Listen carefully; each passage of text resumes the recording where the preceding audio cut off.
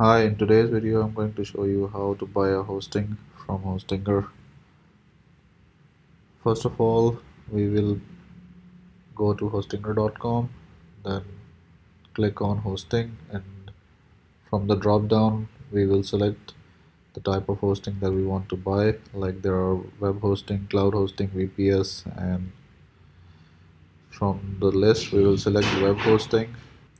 Now if you're logged in, you will be able to buy directly. Otherwise, you just go at the bottom of the page and select the desired package. Like for a single website is 2.99, while for multiple website up to 100 websites you can go for 3.99 per month, which is the one I'm going to buy right now. After that, you just have to register your account and proceed with the payment options to complete the purchase.